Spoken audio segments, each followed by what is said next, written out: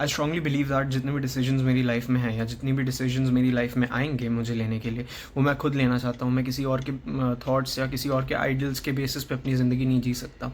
इसीलिए मैं कहता हूँ कि I would rather prefer to give my life my own thoughts rather than getting inspired by someone else, because I feel that भगवान ने जो धरती बनाई है इस पे उनने एक रूल सेट करके भेजा है लोगों को, and that rule is one person one identity.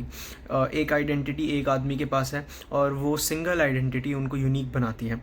इसीलिए आपको कभी भी किसी और को कॉपी करने की कोशिश नहीं करनी चाहिए, फिट इन होने की कोशिश नहीं करनी चाहिए। Hence why I believe that my future self is my own inspiration. मैं किसी और से इंस्पायर होकर अपनी लाइफ नहीं जीना चाहता, मैं किसी और के थॉट्स अपनी लाइफ में यूज़ नहीं करना चाहता, मैं किसी और के कोट्स अपनी लाइफ में यूज़ नहीं करना चाहता। I believe that it is my life and everything that I have to deal and everything that I have to do is written in my fate, and if I have to change my fate, अगर मुझे अपनी destiny या fate अच्छी नहीं लगती है तो उसको चेंज करने का ऑप्शन भी मेरे खुद के हाथ में है, क्योंकि ये मेरे लिए बहुत आसान हो जाता है, क्योंकि मुझे पता है मुझे क्या क्या चाहिए। और मेरे फ्यूचर सेल्फ में एक मतलब ऐसा है कि वो एक टारगेट है, वो एक टारगेट सेट है, वो एक ऐसा टारगेट है जो मुझे पता है मैं अचीव कर लूँगा। So that's why my future self is my inspiration. क्योंकि अगर आपको पता है कि आप कुछ अचीव कर लोगे तो उस चीज़ से इंस्पायर होके वो चीज़ को अचीव करने के लिए भागना और ज़्यादा आसान हो जाता है। मुझे पता है कि मुझे क्या क्या चाहिए, मुझे पता है कि मुझे कैसी लाइफ जीनी है, मुझे पता है मुझे कितनी गाड़ियाँ चाहिए, मुझे पता है मुझे अपने मम्मी पापा को कहाँ कहाँ घूमने के लिए लेके जाना है, मुझे पता है मुझे कैसी गर्लफ्रेंड या वाइफ चाहिए,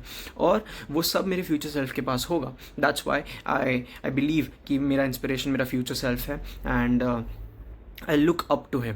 आई नो वो अभी तक एग्जिस्ट नहीं करता है, लेकिन वो एग्जिस्ट करता है कहाँ, मेरे दिमाग में।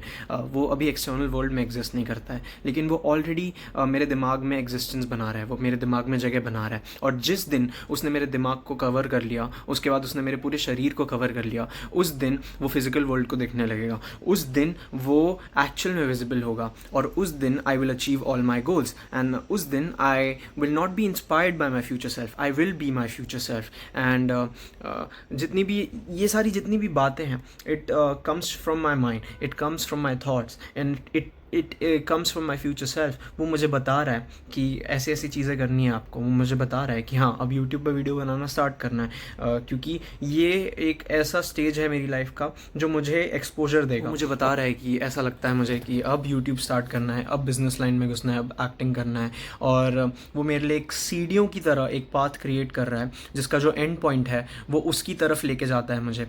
कौन? My future self. कौन? साहिल पांडे, या जो ज़्यादा वेल नोन होगा, जिसके पास ज़्यादा पैसे होंगे, जिसको ज़्यादा लोग पसंद करेंगे। हो सकता है लोग ना भी पसंद करें, लेकिन रिस्पेक्ट मैटर्स, एंड या तो मैं वो सीढ़ियाँ जो वो बना रहा है, एक इंजीनियरिंग की डिग्री जो मैंने 1 साल करी थी उसकी मदद से, मैं उन सीढ़ियों पे चढ़ने की कोशिश कर रहा हूँ। और जिस दिन मैंने उन सीढ़ियों को चढ़ लिया, या जिस दिन उसने मेरे पूरे शरीर को कैप्चर कर लिया, उस दिन you are going to see me everywhere.